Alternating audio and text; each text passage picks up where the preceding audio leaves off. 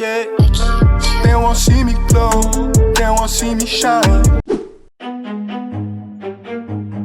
Welcome to another episode of The Breakdown. Today I'm going to dive into the first round of Thursday's draft and explain the three main reasons why we saw Kentucky quarterback Will Levis slide all the way into the second round, despite being talked about as a potential number one pick in the days and hours leading up to the NFL draft. The Kentucky quarterback sat in the green room waiting to hear a name that would never get called, at least not on the first night of the draft. After being projected by several experts to go as high as 2, and even rumored to be the top choice for the Panthers at number 1, after an unverified Reddit user literally crashed Vegas, it was hard to picture him sliding outside the top 10. Even if the Panthers or Texans passed on him, everyone knew Indy was licking their chops to draft a quarterback at 4. Levis, at worst, was a top 5 pick. And then the draft started, and Commissioner Goodell began calling names. Bryce Young's name was first. Although there was some tension over who might go here thanks to the chaos created by the Reddit rumor, this wasn't a huge surprise. He had long been considered the top quarterback prospect in the draft, and most NFL experts and analysts still had him going there at number 1. Then came the Texans. This is where the real anticipation lay. Would the Texans take Will Levis, or would they go defense with Will Anderson Jr.? The Texans did neither with the second pick, instead taking Ohio State quarterback C.J. Stroud.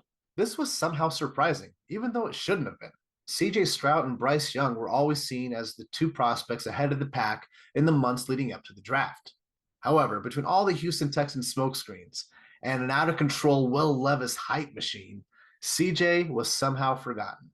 If the Texans didn't take Levis, it was because they wanted Will Anderson Jr. instead. Well, they did want Will Anderson Jr., just they couldn't get him at the 2, so they traded a stockpile of assets and got the 3rd pick and drafted the edge rusher from Alabama there. This left the Colts at 4. I'm sure Levis was disappointed not to go in the top 2, but the Colts were a great landing spot for him, and oh my God, they just drafted Anthony Richardson, the quarterback out of Florida. The Colts took a gamble here, to be sure. Richardson is viewed as a project, but you can't deny his upside. His accuracy is startlingly low for a quarterback, averaging around 50% in college. But his athleticism set records at the combine for the quarterback position. But after that pick, a lot of savvy football fans got the sense that Levis would inevitably have a very large slide. And that's because there just weren't that many quarterback-needy teams in the first round. Once the Texans, Panthers, and Colts got their guy, the well dried up. There were a few teams that wanted a quarterback. For example, who knows if the Raiders see Jimmy G as a long-term solution, but they paid a lot of money to get him, and they have larger needs elsewhere. So when Texas Tech edge rusher Tyree Wilson fell unexpectedly to them at 7, they did the wise thing and snatched him up. The Falcons in 8 and the Titans at 11 were possibilities, both of young, unproven quarterbacks who haven't earned their team's trust. But with the glaring needs elsewhere, paying first-round premium to bring in yet another unproven quarterback prospect seemed like a very high price to pay. Both teams passed, which actually paid off the Titans, who were able to get him in the second round. But after those two teams, who was left? Maybe the Commanders at 16? Right there at the midpoint of the draft? But they seemed pretty content to try out the Sam Howell experiment, and they had one of the worst secondaries in football all of last year. They very wisely chose a defensive back. After that, just about every team drafting in the second half of the first round had established quarterbacks and winning records because of those established quarterbacks, which is why they were drafting in the second half of the first round. Simply put, there were 4 first-round quarterback prospects, but only 3 teams willing to pay the first-round price. Someone had to be left out. But why was it Willis? Well, there's still 2 other things that we need to cover to understand why he was the odd man out. And I'll get to those in a second, but first, if you're liking the video, please like and subscribe to help us grow the channel.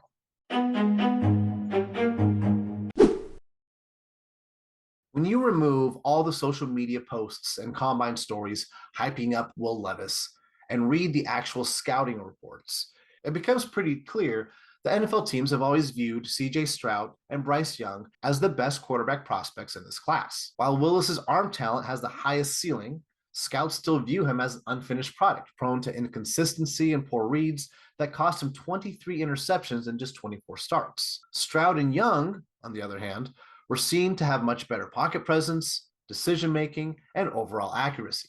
And while Levis's cannon of an arm cannot be denied, he has struggled to put touch on the ball when finesse is required. This may not seem like a big deal to some, but being able to place a lob is a critical skill for quarterbacks.